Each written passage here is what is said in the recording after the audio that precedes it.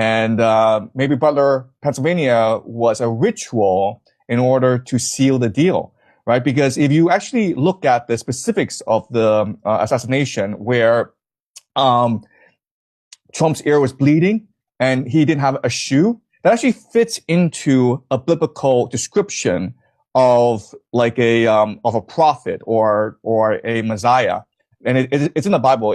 I believe it's in Leviticus.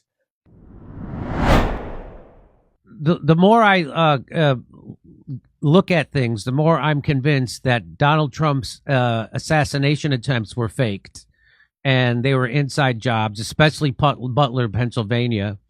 And the key piece of evidence is that Donald Trump is not interested in who actually tried to do that. The conspiracy behind it, it's just a lone nut who was able to somehow get through all. There, why aren't they watching the roofs? Nobody's watching the roof at Butler, Pennsylvania, even though the crowd saw him. Same thing with Charlie Kirk. There's a roof. There's a guy on the roof for at least a couple of minutes with a rifle, and nobody in the security saw him. It's impossible, right? So this, do you? I know. So I am convinced that Donald Trump was in on that. That Butler, Pennsylvania thing. And what do you think about it? Well, it certainly helps us understand why there's a disparity between the first term and the second term, right? So in the first term, all of Washington was unified against Trump. They tried to sabotage him from day one, right, with this Russia gate hoax. The mainstream media was clearly against Trump.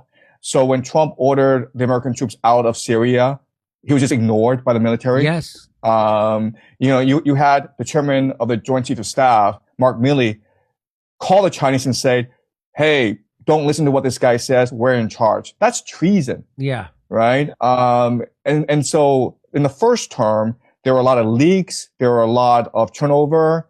In the second term, you see a lot more discipline. You see Trump actually carrying out a plan.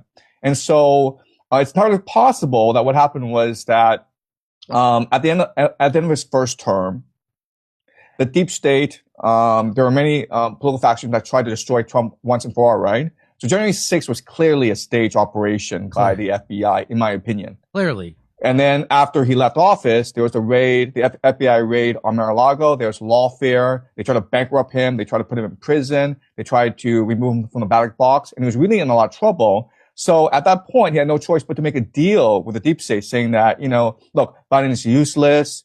Putin's going to control the world if we continue to have Biden in the office, but Biden's not going to leave office voluntarily.